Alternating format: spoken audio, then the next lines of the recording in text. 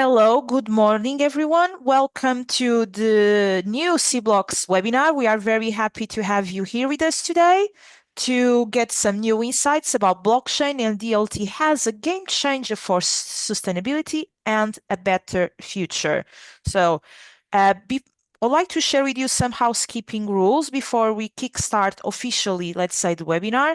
So this webinar is being recorded and it will be available within the next 24 hours along with the presentations of the speakers we have today. Would like to remind you that this is a Zoom webinar, so we have a questions and answers section within Zoom. So we welcome you to write your questions on the Zoom chat, on the Zoom question answers interface, and we will reply to you either by text or we'll give the floor to our speakers to reply to your question. Depending on the time, if you want to talk directly with us, you can raise your hand and we may give you permission to pose your question directly to us. And another point I'd like to highlight is that pay attention to the chat box. We have a team here that will share some links with you when relevant about C-Blocks, but also about the work that our experts are presenting today. So who we have with us? We have three speakers. The first one is Paul Ferris. He's from European Distributed Computer Association and will be followed by Belén Soares from Go to Innovation. And we'll close with Gregors, who is from ISSA. An important detail I'd like to highlight is that all of these three speakers are officially C-Blocks experts, which means C-Blocks had some calls where we recruited blockchain experts within EU who are advancing standardization in this field, and they applied and they were selected. And we are very happy to give visibility today to the work they are doing to put Europe in the front line of blockchain standardization. But before I give the floor to Paul, for those who just get to know C-Blocks recently, C-Blocks is a project from the European Union, okay? And our main goal is to support Europe to be more on the front line on blockchain standardization. One of our major activities was indeed, as I briefly referred, to recruit experts where we financially support them in contributing to standardization initiatives, bringing the European view into these working groups. Another line of activity is also these experts and the project to contribute to standardization documents in this topic. And at the same time, we also are dedicated to give information to Europeans about standardization within the field. So we have the standardization visualization tool for you to consult. And there are several reports we are pulling out related to blockchain, namely an analysis, what is the blockchain landscape in Europe, what are the gaps that exist that need to be addressed through standardization, and so on and so on. So just to recap, we had 4 calls where people could apply. So the speakers today applied to these calls and we closed all the calls and we were able to recruit 33 experts from a total of 84 applications from 12 different European countries. We are very happy. And with this, we are spending our, let's say, C-Blocks budget of 300,000 to help these experts to the blockchain European cause, let's say. For the visualization tool, so I'd like to mention that for the visualization tool, you can check the materials we have there, but if you are aware of any blockchain content from your site, or you are just, you have in your library and you actually use it, you can propose also those materials to our visualization tool. So you can go to our website. We are looking forward to receive your suggestions. And to close, at least from my side, because it will be about time to pass the word to Paul, we have at the moment opened a call for blockchain and DLT use cases. So we want to understand and also to promote to Europeans how blockchain can help Europe across different business sectors to be more efficient, more effective, and more attractive. So we have an open call for that. If you are aware of any use case, feel free to visit us on the website and submit your use case story. Just would like to thank you, my colleague Gabriela. She's here with us, and this presentation was prepared by her. So I'd like to pass some thanks to my colleague for her work. And now I think I can give the floor to Paul. It's time to go to business. Paul, the floor is yours. Well, thank you very much, Rita. Somebody's going to have to stop sharing before allowing me to share. So I will share. There you go. That's the one. So thanks for Rita, and thanks so very much to C-Blocks for inviting me along. It's an honor and a pleasure to talk to you all and actually see some colleagues that I've been working with some time. So what a great thing to do. Look, let me introduce myself. I'm Paul Ferris. I was working in a bank in Manhattan in 2011 when I heard the term blockchain, and it was a new term to me, although the underlying technology was quite familiar. We've been using this sort of technology actually building bank trading systems since around 2023. Well, what's blockchain and me? We were working at the time on a new credit card. You could recharge your credit card with any currency and without a bank account. So we launched the card, and we were monitoring the feedback as the launch was happening. And we noticed that we had a recurring inquiry. We were getting calls asking if our card could be recharged with Bitcoin rather than dollars or pounds or yen or whatever. Of course, we're in banking. At the time, back in 2011, we certainly recoiled in horror, to be honest. Cryptocurrencies were strictly verboten in those days, and in some cases still are in many banks, by the way. And certainly this anarchic version of blockchain of Bitcoin. So we started investigating what was happening, and then I saw this underlying technology, which was the blockchain, and it was clearly a great opportunity for, as far as I was concerned, to use this technology not for cryptocurrencies but for identity. But this is important to me.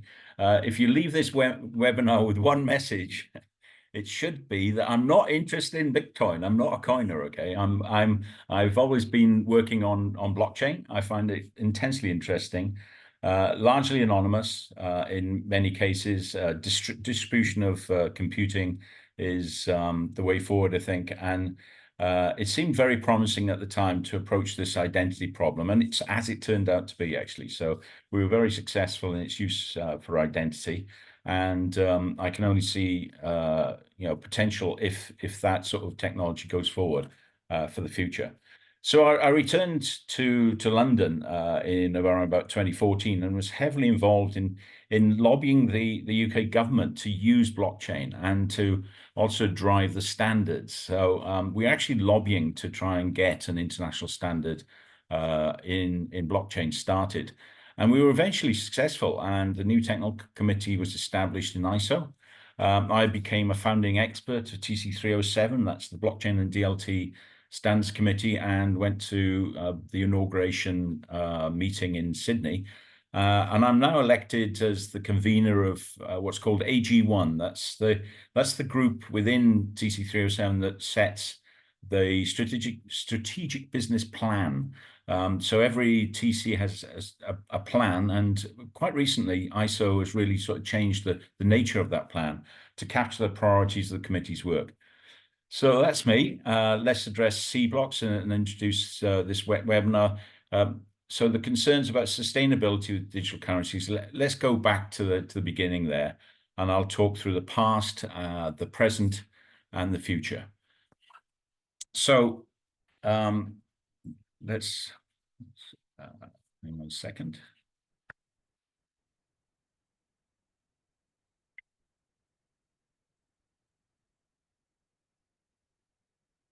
So distributed ledger technologies had a perception of lacking a sustainable future.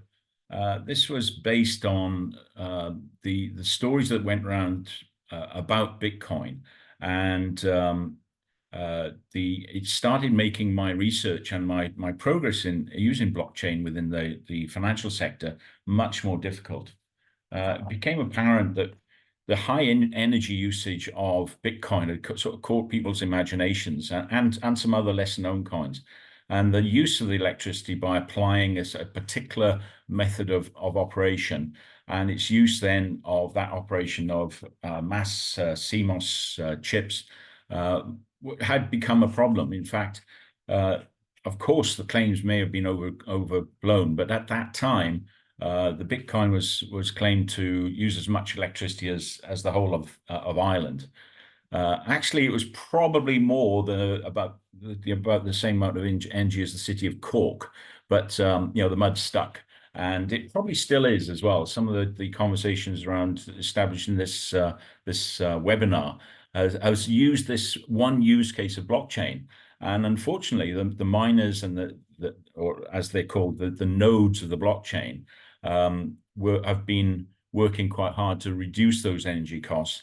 Look, they always were moving their operations to areas where there was surplus electricity. If you think about a power station powering up, and when demand drops, there's very often surplus energy, and a lot of the blockchain operations were positioned so they could take advantage of not just cheap electricity, but basic electricity that would be used in existing loads or dummy loads to soak up the overrun in big generators. So, a bit more about the past. I mean, in other words, the Bitcoin was letting off steam. The claims may be overblown, but they're still true. And Bitcoin being just one of those use cases of blockchain, that sky-high energy use is largely a thing of the past on other applications of blockchain. So it need not necessarily be the case that these high energy uses that are there from these legacy systems, they can be enabled if there's not a lack of or if there's a lack of clarity in regulation and ambiguity about the references to the technology. So we've been looking at how to prevent forking that will enable out-of-date systems just to limp on. And even if the vast majority of users agree, that may well happen, that they could limp on. The crucial thing is, though, that let's go back to the use of blockchain, that blockchain and fundamentally provides trust in a trustless environment, or actually probably more accurately, trust in an environment where there's absolutely no reason for anybody to trust each other. And that's a slightly different thing, but that's really what the applications of blockchain underlie. And that means that trust is a question between two parties, two separate parties. So a blockchain isn't really for use within a single organization unless there's some serious problems within the organization in terms of trust. So the rise of alternative blockchains and consensus mechanisms started back in those days. And some of them are shown on this table, some of the alternatives. The next speaker, Belen, is actually looking after this sort of area in her work in standards. So I won't bother going through the proof of work or the proof of stake and the differences, but just to know that some of these are used actually in combination now, so that some of the problems with the different proofs or stake security is being handled. So to the present, my work, as I mentioned, is I'm the convener of the TC307 strategic planning. We are part of a pilot launch for ISO to bring a new way of planning. Believe it or not, ISO is mostly planned from what happened in the past, rather than look into the future. And it's it's my role, my group's role, to actually plan out what's the important things that TC307 should be planning for the future. So so with the prospect of distributed computer systems, that undergoing a remarkable amount of innovation, change, and improvement, the rapid information in even well-established blockchain platforms still requires clear regulation. And for regulation, you really need clear and well thought through standards for it to be successful. So, getting standards actually agreed and widespread agreement of those standards is the process that we do within standards and within ISO. And we use a consensus mechanism. So it's very analogous actually to what I've just been talking about in blockchain and consensus being built within the miners. We also need consensus within experts that come along and contribute their time to get good standards. The guidelines include a mandate to align with all EU standards, so it's highly relevant to us. So as they develop, there's a great deal of liaison that goes on with the appropriate CEN or CEN-CENELEC committees, and that's all been done. So to go on to a bit more of the present, this is really the structure of our TC, our technical committee. We have a number of working groups. We have a number of ad hoc groups, and in my case, it's an advisory group. That one at the top there says the SBP advisory group, and we are actually talking already about work in the future, of course, because that's part of the planning process. But the TC is already doing some work in these areas. So the smart contracts, for instance, I think it's working group 3 is working on smart contracts that help on the sustainable development goals. And the ad hoc group 4 is working on their areas as well. So just to say that there's a lot of work going on, and it's well worth getting involved.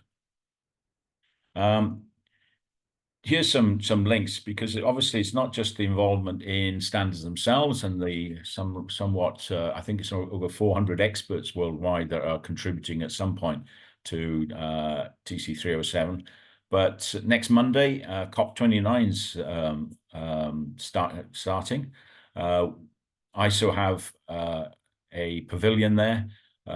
You and I are very welcome to go along and look at that either virtually or if you want to turn up to the venue. But there's also a family standards that are being championed there, that the environmental management standards in ISO terms. ISO, actually, I think it's 14,000. I've got 1,400 just below that. And there are other TCs that are very important to us as well. There is a technical committee for sustainable finance, and I contribute to that as well. So engage in COP29 with ISO. That's a hot link that's underlined there. There's the standard pavilion, and there's also work to be done with the World Economic Forum on the 21st, 22nd of November. So right at the end of the COP period, the WEF have their own meetings. So let's look up for the future for a minute. So in this environment where energy is a problem, and if we can solve it, I've been working for around about 3 years now, just over nearly 4 years now, on the future. And this has all been standards led.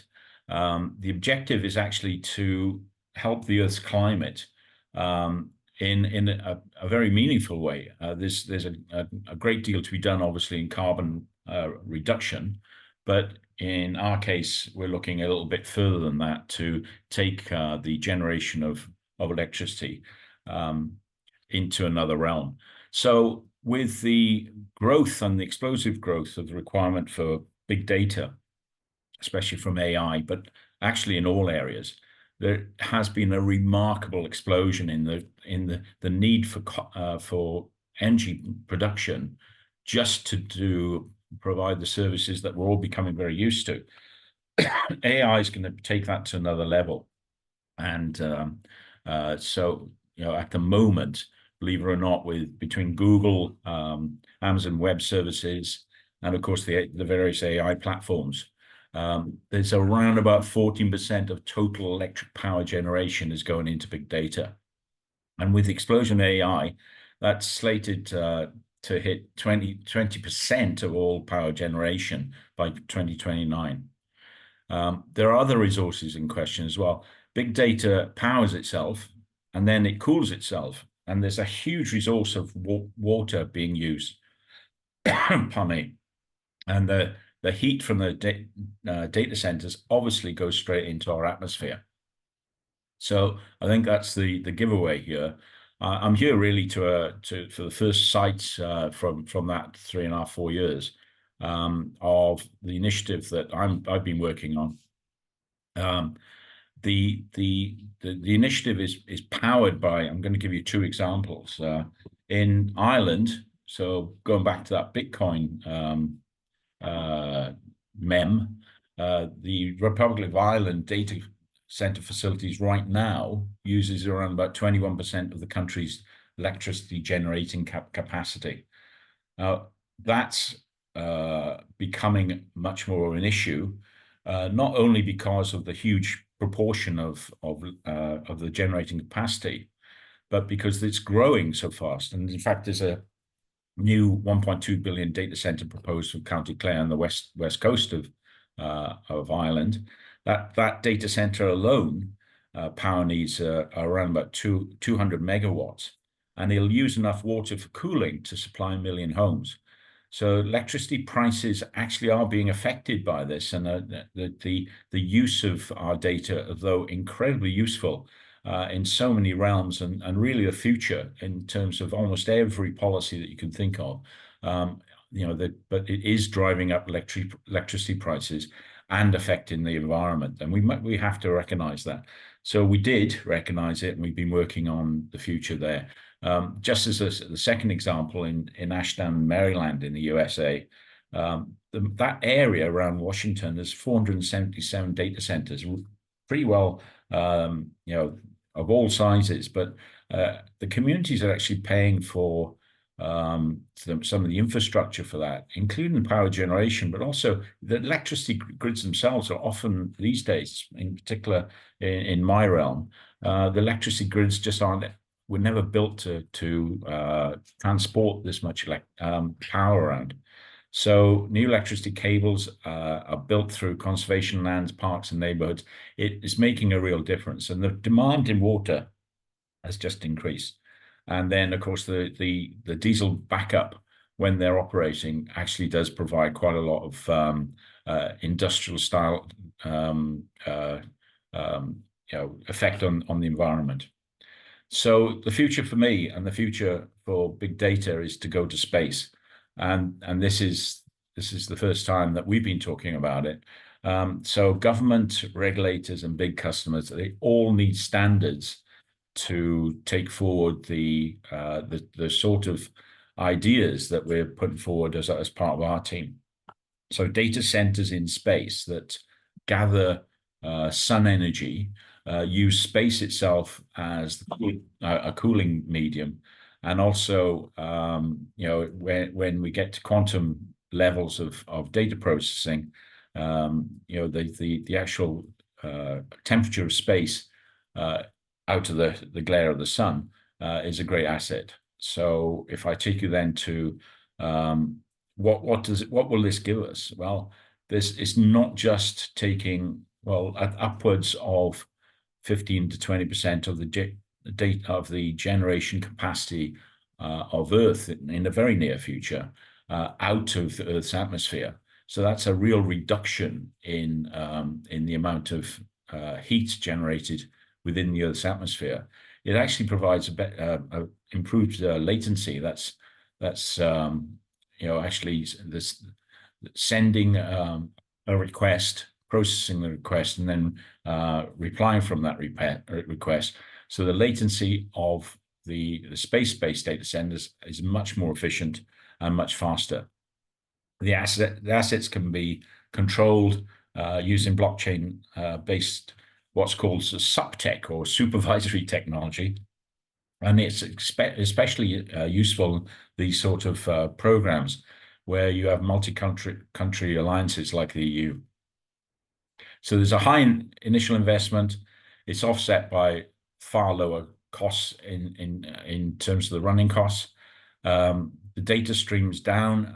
We're not trying to capture energy and then send it into the Earth's atmosphere. It's just the data that comes in, and the potential to reduce the global carbon man-made carbon generation is huge. So that's just a quick glimpse of that. Very happy now to pass on to Belen, who undoubtedly will give far more details about the actual operations of the work that we're doing within TC307. Thanks very much to Rita, and of course to C-Blocks, and over to you guys. Hi, Paul. Thank you very much for your presentation. Quite interesting. I thought it was curious. In fact, many people thought blockchain is the same thing. It's only about Bitcoin, which is not. There is a huge world, of blockchain which is not related to Bitcoin, and in fact, there is still, to the general public, that's the idea. But we are, for the general public, trying to show that it's much more than that. So, Paul, we have some questions for you. So from the chat, I think we have time for the one on the chat and to give the voice to two people. We have two hand raised, but I believe we only have time for one. The one written on the chat, Paul. So we have an anonymous participant who's asking if the TC307 is applicable to the agri-food domain. For example, tokenized carbon credits could become an additional income stream from farmers to finance the transition towards sustainable agriculture. So he's wondering if there are blockchain standards that already exist or being discussed for this specific agri-food domain. Yeah, absolutely. You might want to try and reference the work of our use case working group, which is WG6, and they have actually published a very excellent standard technical report, which is TR3242, where just those things are outlined. In fact, so bringing in the real experiences of companies doing this is part of the role of doing these use cases. And it's a very, very interesting and quite long report, actually. So it's very good value as far as I can see. And there's further work going on in that area as well. So not just agriculture, but obviously that's what your interest is. In this case, I think it was Seville oranges, a number of areas. So it's not just one example, but there's more coming as well. So the use cases that have been developed right now actually are very much in that area. Nice question. Okay, thanks, Paul. So I think we have time for one person to join. I have two people. The first one I have here is Nina. So I'll give the floor to Nina, and to the person who is Inut, if it would be okay, I invite you to write your question on a question and answer chat so Paul can reply writing during the other presentation. So Nina, I'm giving the floor to you. You can speak now.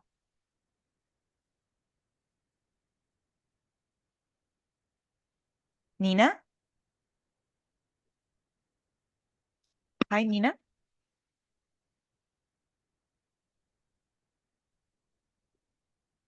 We cannot listen to you, Nina.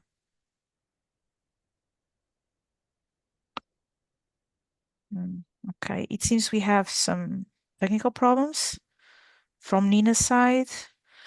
So Nina, maybe for the benefit of time, I also suggest you to write down your question and Paul will reply on the question and answers chat.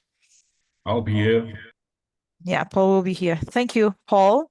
And now it's time for Belen Suarez to start her presentation. I'd like to highlight to everyone, but at the end of the webinar, we have, let's say, as a backup time of 6 minutes for discussions and questions that may come from the audience. Belen, the floor is yours. Thank you very much, Rita, and thank you very much all for so interesting presentation. So we have to speak absolutely after this this webinar. Thank you very much also C-Blocks for having me today, for support my work on standardization and for organize this interesting workshop to allow us disseminate the work we are doing. So my name is Belén Suárez. I would like to check, are you seeing my screen properly? Yes, okay. Yes, Fantastic. yes. Mhm. Great. So my name is, sorry, not now. Okay, my name is Belén Suárez. I am a C-Block expert working on 3 different domains on standardization. One is obviously on blockchain and DLT, but I think that not only technical standard can have the big picture of innovation around blockchain. So I am also working on innovation management and on environmental management. And I am very active in the European and international level. For instance, on blockchain, I am convener on ISO TC 307 that Paul introduced you before. On the area of governance and also at the European level on CEN-CENELEC, I am the convener of a standard for environmental sustainability of blockchain. In terms of innovation management, I am the chair of the Spanish Technical Committee on Innovation Management, and I am proposer, the chair of the European Technical Committee on CEN-CENELEC also on innovation management. I am engaged on at ISO level on Technical Committee 207, which is on environmental management, the whole family 40,000 family series you most probably heard before about. And also at the European level, I am giving the voice to the small business standard and the SMEs in the development of the digital product passport technical standard on CEN-CENELEC level. So, but the work C-Block support mainly was my convenership on working group 2 on CEN-CENELEC for environmental sustainability. The reason why today I would like to introduce a bit more about the work we are doing. And why environmental sustainability? It is because, as you know, blockchain, as Paul mentioned, has a very good value proposition, and mainly some years ago, a huge interest in the market about blockchain. And in the last couple of years, we are in a transition period that is normal in any new technology, where some application has really to progress from pilot stage to a scale solution into the market. And there we identify some main barriers for adoption. First, the complexity is not, firstly, a blockchain is not only one technology. So we are speaking of a set of technologies and with different consensus mechanisms, as Paul explained it. Also in terms of security, there is concern, but also interoperability between the different networks. The cost of implementation is something also to manage, how to balance between benefit and cost of centralization versus centralized solutions currently in the market. Regulatory requirements at the European levels mainly, let's say, but also at the international levels, demonstrate the value proposition when we progress from the pilot then to enter into the market and scale solutions. So if you are, I suppose most of you heard before about blockchain, so some of you will be expert. Most probably you heard before about the blockchain trilemma. It is how to manage or to balance between security, decentralization or distribution, and scale. And in this balance is quite important for stakeholders, because we need to think on, for instance, policymakers, maybe regulators developing the European regulation or the international regulation. But also we need to think on customers paying for our solutions. So demonstrate value proposition and demonstrate the benefit to use our solution is quite critical. But also we need to think on investor. That is quite important. Investors that have funding to the development of our solution. And in this point, the concerns regarding to the environmental impact, as mentioned before by Paul, is quite critical by regulators, by investors. So it is the reason why we see in some cases lack of adoption, or at least in the degree we would like. And this is the reason why on CEN-CENELEC we decide to focus on sustainability aspect of blockchain, especially starting from environmental sustainability, because it's the main concern, the energy consumption around Bitcoin, around proof of work, and but not only about them. And also it is aligned with our European political priorities of the double transition, the carbonization and digital. And but there is another aspect to consider. It is the distribution, quite critical on, for instance, energy sector, or even in the question in the chat, another sector in where distribution is quite critical, but also democratization of the power of the decision-making process. So at the end, we are speaking about also on governance model. This is why not only focus on environmental sustainability, also on governance model. That is my main work on the ISO, at ISO and international level, is quite critical, and it is part of the work CBlocks support for me. In concretely, CEN-CENELEC Working Group 2, that is on environmental sustainability, our main purpose was integrate environmental sustainability consideration to support commercial and pre-commercial application of blockchain. So we are mentioned about the energy consumption of Bitcoin, proof of work, proof of stake.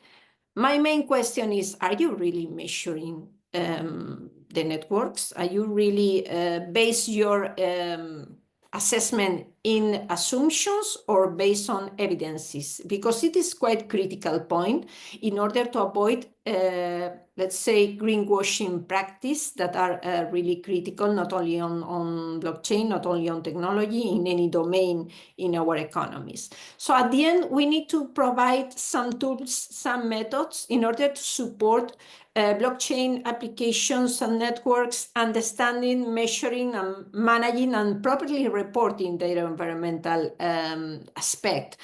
Also, in case they are able to understand their impact and manage their impact, they can allow in proactive risk management processes, generating trust to our main stakeholder in the value chain, so investor, customer, policymakers, society. And but also for this trust, we can engage or better engage stakeholders, and the most important is support a blockchain adoption in some concrete case. And to do this, we need to provide a fair representation of blockchain impact. It is, we need to measure the negative impact, but also we need to analyze what is the positive contribution to the sustainability, main concerns from blockchain and DLT solutions, not only to focus on the negative side. Because from the net balance, we can really understand what is the value proposition of blockchain in terms of sustainability, not only on environment, also on economy, also on society. And this is initially we focus on environmental, because we have to start from some place, and of course environmental concerns are quite critical, but we need also to avoid reinvent the wheel. We are not here to create something new, so we have a very good reference, as mentioned before by Paul, on ISO TC 207. We are developing ISO 40000 series with a lot of standard from years ago. And some of them are quite critical in order to assess this type of statement about what is the energy consumption of Bitcoin or any other consensus mechanism. It is the concretely 40020 family, when there is some general principles that are quite critical. The first is any information on sustainability should be credible information. It means that should be based on trustful, on accurate, on impartial information and not misleading. The second is not should be based on assumption what is the potential energy consumption. It should be based on evidences, and evidences supported by rational methodologies. And we need to understand the methodology the different blockchain network and third parties are providing regarding to the environmental impact of blockchain networks. Should be also transparent, so we need to have let's say, back information that can be disclosed upon request in some concrete cases. And of course, we need to consider the life cycles perspective, not only on one concrete moment, one concrete aspect of one blockchain solution that, as mentioned before, Paul, in some cases, solution are in combination with different blockchain technologies, DLT technologies, but also with different technologies like, for instance, AI or any others or IoT. So we need to have a life cycle perspective in order to understand the big picture and to make a fair assessment of this application. And for the moment, we are developing two main documents. It is a starting point. The first document now in development is a technical report that go exactly what is the cornerstone of this problem. It is how to measure the energy consumption of consensus mechanisms. So it is now in development and near to be finished. But it will only provide a methodology to assess the negative impact, in that case, the energy consumption of blockchain. But we need to, as mentioned before, we need to have the big picture and the net valuation of blockchain and DLT's application. This is the second document. We are now in a preliminary stage. It is a sustainability taxonomy of application based on blockchain and DLTs, with not only the negative impact, but also the positive impact and the assessment of the different applications. So for instance, the attendant asking for one concrete use case, you will be very welcome in case you want to provide any input or any reference for our new work on this technical specification, because we will analyze some concrete use cases to measure the negative and the positive contribution to our environment. And there we have to balance between different criteria. From one side, we can ask for some information, but we need to think, is this information available? So is now or are now the networks capturing or collecting data that are, accurate or reliable at the minimum level, okay? Also, we need to have harmonized indicators, because in one side we are measuring energy consumption, others are informing about the use of natural resources. So we need to harmonize the criteria, the indicators, and the methodologies. And then we have to report in material information according the different stakeholders we are informing. But then on the other hand, we should consider the proportionality of the cost of this information, because cost-benefit assessment should be done in order to avoid overburden any players in the market in order to disclose their environmental impact. So it is defined the materiality, what's really matter, what's really no matter, depending of the sector of the use case. We should avoid to kill innovation. We have to accept that blockchain is an embryonic stage of development. So we are here to support innovation, let's say to support reliable or responsible innovation on blockchain. Of course, we are here also to help small players, it is SMEs, startups, inclusion in the development of solutions. And we are here at the end to support the single market and the competition in this area. And when we are developing any new document on the standardization work, there is two main criteria to consider. First is, what is the concrete market problem we try to solve? It is the market relevance for our standard. And the second is, what are the key, the main stakeholders interested in this concrete document? The first point is, what are our main stakeholders for the work we are doing on CEN-CENELEC Working Group 2? I will mention, for instance, ESMA, the European Security Market Authority, that as said, comparability among solution and environmental sustainability is being ensured with indicators based on harmonized methodologies and quantitative methods, and also should be ensured by common methodological principles. It is exactly what we are doing in the case of ESMA and the application of MiCA regulation. They are asking for technical standard in order to provide let's say, an accurate assessment in different dimensions, not only on energy consumption, also greenhouse gas emission that at the end of the day are the main responsible of the climate change, but also the use of natural resources.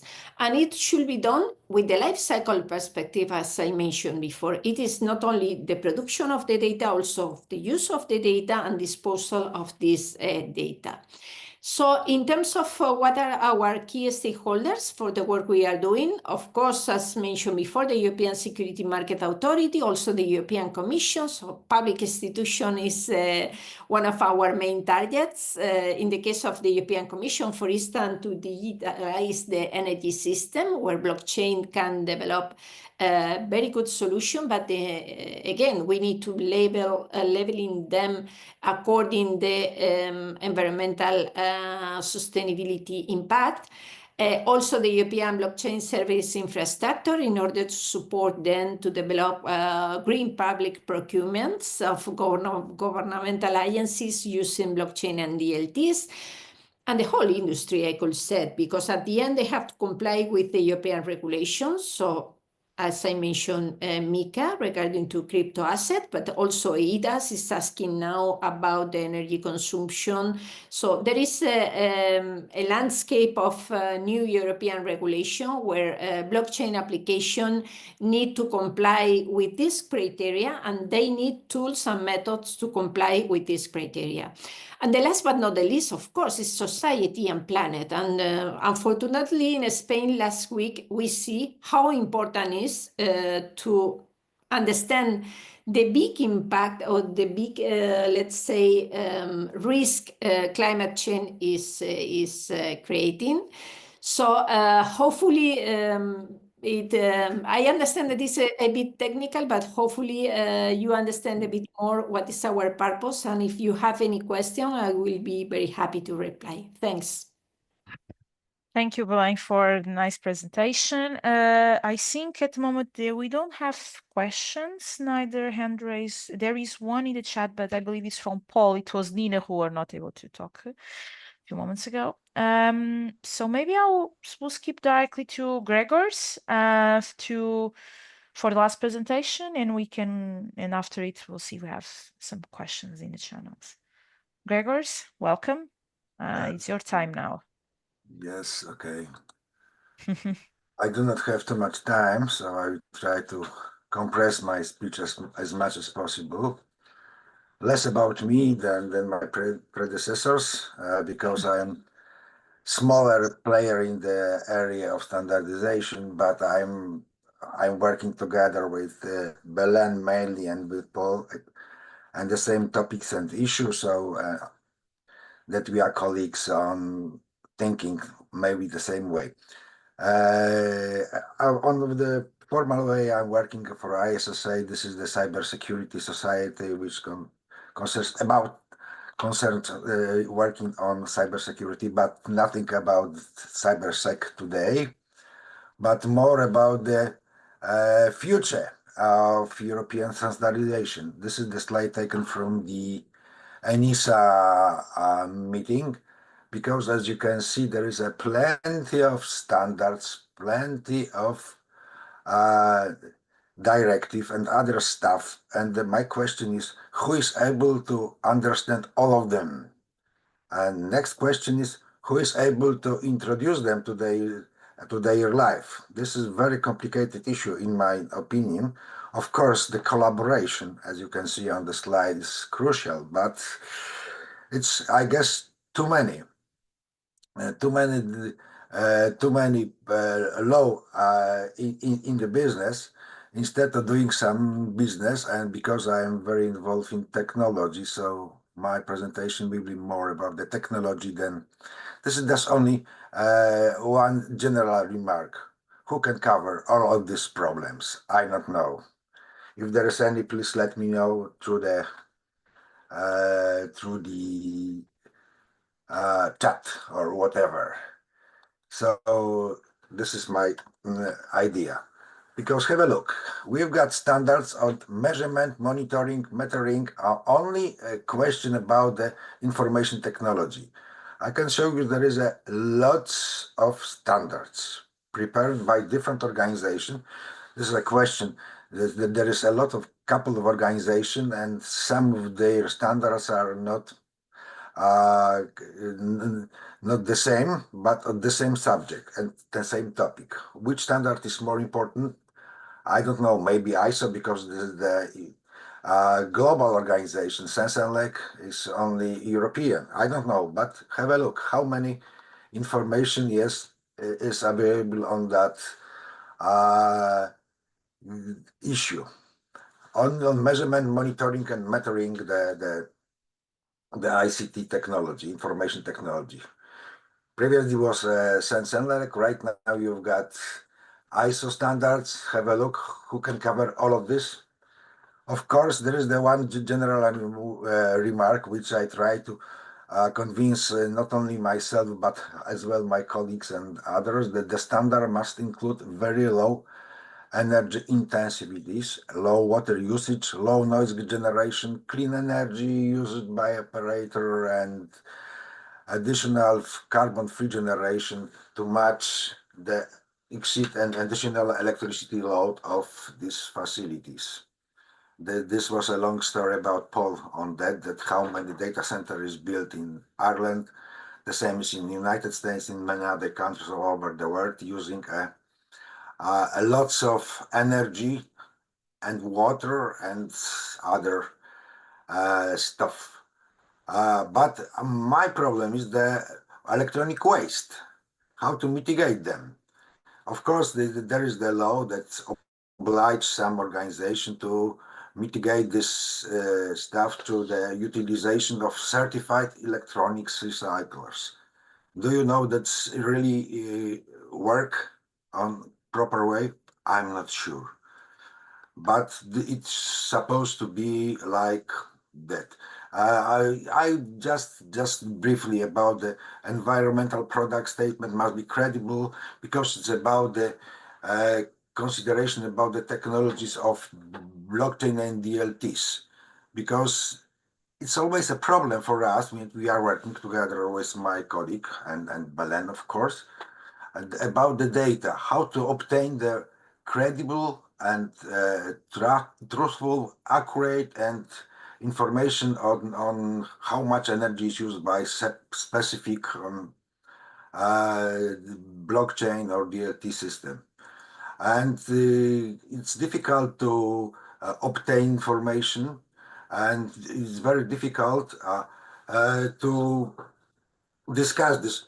It's, even if you've got some information, I will pass to you in a few seconds, but this is some data, because I'm the technology, so this is a lots of energy information about. So we will be talking about in my presentation right now only on protocol layer and network layer. Infrastructure layer is, you know, very interesting, but it was partially discussed by Paul. And on the top there is, not everything is on my slide, but I think there is a more one layer, which is the service. This is the application layer. Okay, but anyway, this is, I don't know what's happened, why it's not this, but this is the layer which we are talking about. It's and just some history, which will have an impact on some of my remarks. Blockchain was proposed by scientists, by cryptographer David Chon in 1982. Have a look on the dates. It's very old solution, and it was improved a bit later, 10 years later. So next one, it was used by people or group of people called Satoshi Nakamoto in 2008. A couple of years passed. And they are in that time they were using the proof of work. Have a look. It's a very old, I would say, consensus because it was invented in 1993. Of course, it has several good stuff, which is security. It's really very secure solution, proof of work. It's very difficult to broke the system, but it's very high energy consuming. I will show in a few seconds why is that. Proof of stake, the next algorithm, was developed a couple years later. Have a look. It was on 2012. So it's a new solution, and it's much better energy efficient than the proof of work, because it doesn't require extensive computational resources. Of course, there's a different validation selection, and security depends. It's far away from the problem which covers the proof of work, which is if somebody take over 51% of the network, it could do whatever he wants on the in case of consensus proof of the work, consensus algorithm. In case of proof of stake, it's not available. The next one, which I selected for this presentation, is the proof of authority, which is generally based on the credibility and the trustee, which was talking about earlier by Paul, and is very efficient. It was developed or invented in 2015, the newest one. It's very energy efficient, but it has some limitation because it's generally suitable for the private blockchains, but it's worked very well and is very energy saving. There's much more information about the proof of authority, and it's a very good solution. But have a look how efficient it is. It could handle about 10,000 transactions per second, and the fastest, the other one could, this is an example, XI, around 70 transactions per second. But if you compare with other, I'm going faster to put, you can see proof of work can handle only 5 transactions per second, proof of stake 15, and proof of work, as you saw before, 70 per second, or in the best solution, 10,000 transactions per second. It has great impact on the energy use. So you can easily see, I got an example, which is taken from the Cambridge Bitcoin Electricity Consumption Index. I guess it's one of the most credible index in case of energy use. So you can see that this is use of energy. This data from a couple of days before, about from Tuesday or Wednesday. I don't remember exactly when I take this picture and have a look how much energy is used by the Bitcoin network. This is in giga. If you can see the Ethereum it takes only much less energy than the proof of work. And Ethereum use, as you know, as you probably know, proof of stake instead of proof of work. So we've got a different situation and energy use, which is much more convenient for less use of energy in case of proof of stake and proof of authority, of course, than proof of work, which is most common and mostly used in the word consensus algorithm. And here you've got here relation of energy related technical objective and global KPIs. You can see that great impact has the products mainly, and product in terms of if it's hardware or software. This is important, and there is a plenty of the standard which I showed you from the beginning. It was about the hardware. There is very less information and works on how to design software which should be, for example, very efficient in terms of energy use. Have a look. You can see, if you are interested in software development, that is a very popular technology like privacy by design or security by design, but there is no information like environment impact by design. This is my proposal for the next to the software developer to take care about the environment using very efficient algorithms, which is possible in case of blockchain. And this is partly done by the Hyperledger Foundation, which is the open belongs to the Linux Foundation, home of developer to collaborate, contribute, and maintain open source software. Why is it important? Because it's supported firstly by the very big companies, you can see it here, like Cisco, Fujitsu, Hitachi, IBM, Intel, so on. So they've got sponsor, and they've got a very good solution for that who would like to use blockchain as a tool for their work. There is a plenty of solution. All of them are open. You can use any of this software for your purposes.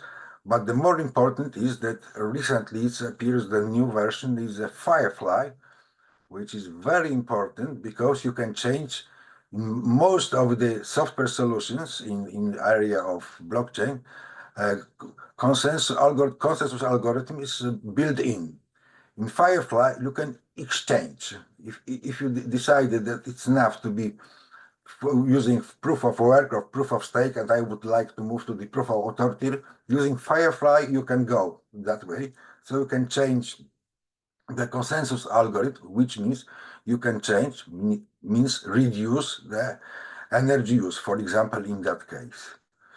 And as previously Paul said, it's a global electricity consumption from data centers and artificial intelligence is terribly high and still growing, and it won't stop. But so you can see that there's the headlines from the New York Times, hungry for energy, Amazon, Google, and Microsoft turn to nuclear power. I don't know if it's a good direction for the energy, but it's done. You can see that Google, Microsoft, and Amazon both they're making a deal with different companies to take over or to take on the part of the nuclear power plants in many states. The question is why they are turning to the nuclear. It's obvious for many of the players, because of the energy use. Cloud computing, artificial intelligence application, and unfortunately blockchain as well, they are using lots of energy and still growing. So they are trying to have enough to be prepared for the energy use, especially in the case of artificial intelligence, because you can imagine that artificial intelligence uses much more energy than any other application, like databases, like blockchain, because it uses many more many more power energy to search the whole network to deliver a proper information. So this is the reason why they are turning to the nuclear energy.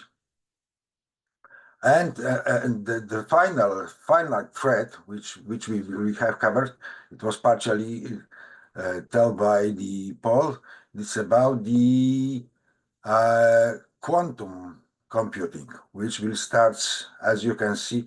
This is the example how many countries are on the way to preparing post-quantum algorithms in next time. Have a look on.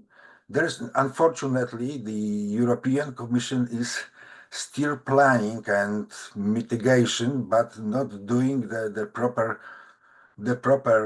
work, which is covered by NIST partially, but it's an important step, especially from the perspective of the energy use, because all of these algorithms using to cover the problems raised by the quantum and the quantum computers is the length of the code.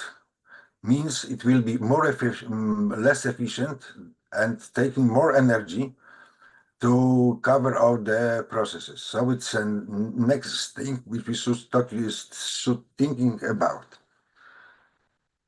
Okay. I don't know if there is any question, but thank you for your attention. And Thank you, Gregors. yes. Thank you. Thank you for your presentation. I'm checking. I believe so far there are no any questions or hand raised, but in case there will be more in the future, you can feel free to contact CBlox and we'll pass the questions to our speakers.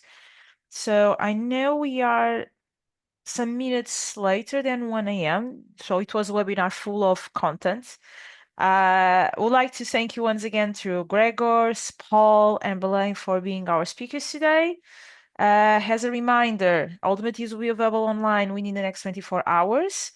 Thank you for attending. The next CBlox webinar is almost closed in terms of defining the date, so we'll hear from us very, very soon. So keep following us.